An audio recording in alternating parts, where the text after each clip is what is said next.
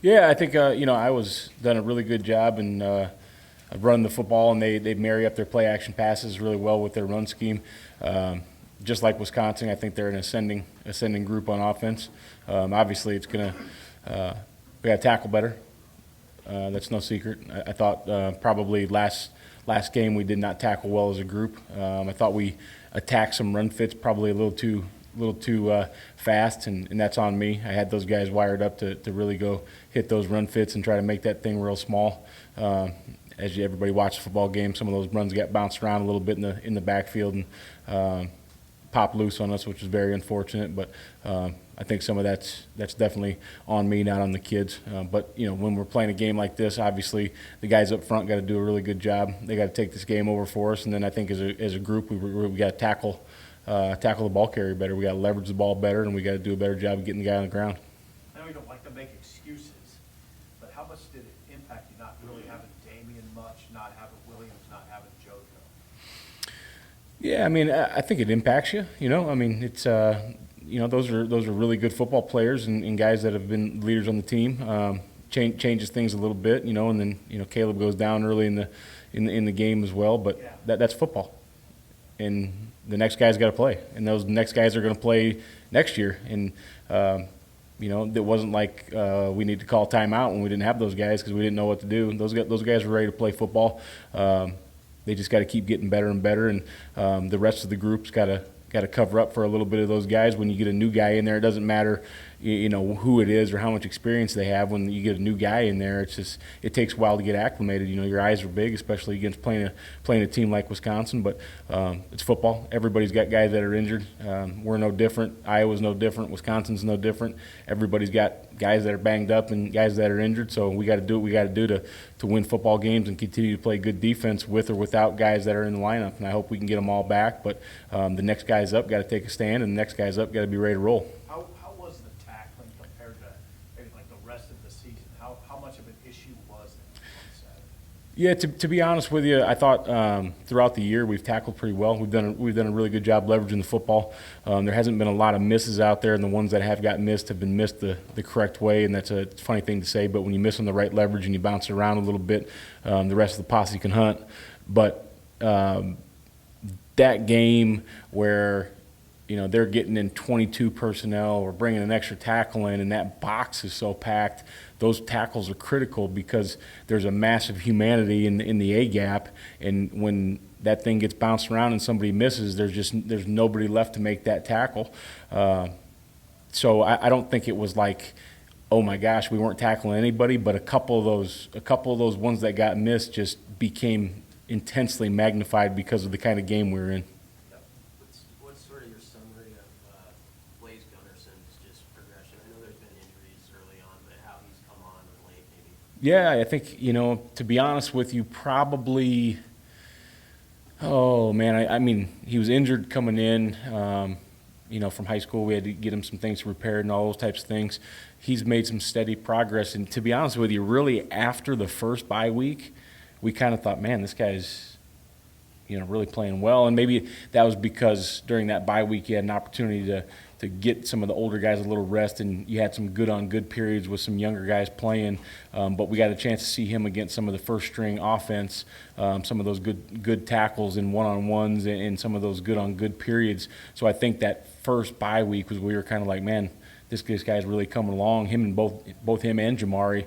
And so it wasn't necessarily a great thing that he had to go in the game because Caleb got injured, but really good to see him respond. Did he make some errors? Absolutely. Did he play really good Big Ten football? He sure did against a really good football team. So that was very positive to see. I guess I'd kind of ask a similar question about Nash, since he's a central part of it now. Where's he at? Yeah, I think Nash is probably a little different than Blaze. I think Nash, we kind of saw a little bit earlier that he was coming along really well, and he's got some very meaningful reps against Cam Jurgens, which is always a good barometer to see where those guys are at. But he just had Damian Daniels has played such good football, and some of those other guys he hasn't had a chance to get in as many games. But Nash is really coming along well too. How do you think you'll process senior day this Friday, Erik, when there's so many guys that you're not sure if they're coming back, if this is goodbye? What's that going to be? Yeah, I don't anticipate many guys will walk on senior day that are going to come back, if that makes sense. There may be a couple guys, and I know they're all talking with Coach Frost, there may be a couple guys that aren't 100% sure, but I think most guys at this juncture are either walking and leaving or not walking and coming back, but there's always a couple out there. I think every senior day's mixed emotions, really cool for me to see them and their parents, and very emotional day, very sad to see them go. Probably for a lot of these guys, I wish we had them back another year, but they're going to start on the next leg of their life, whether that be Sunday football or the professional journey.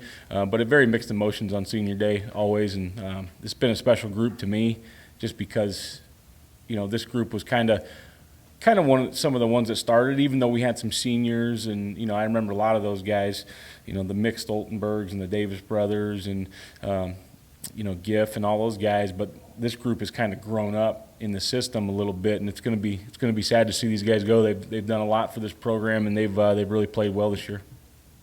Gary Nelson was really complimentary on Saturday of Caleb Tanner and the growth that he's had over the past year. What does that look like to you maybe over the last 12 to 18 months? Yeah, I don't know if I agree with Garrett. I don't know if it's so much growth in between the white lines. I think it's growth outside the lines. Caleb has become, this year, in my opinion, he has become a really good teammate. He's starting to develop leadership traits.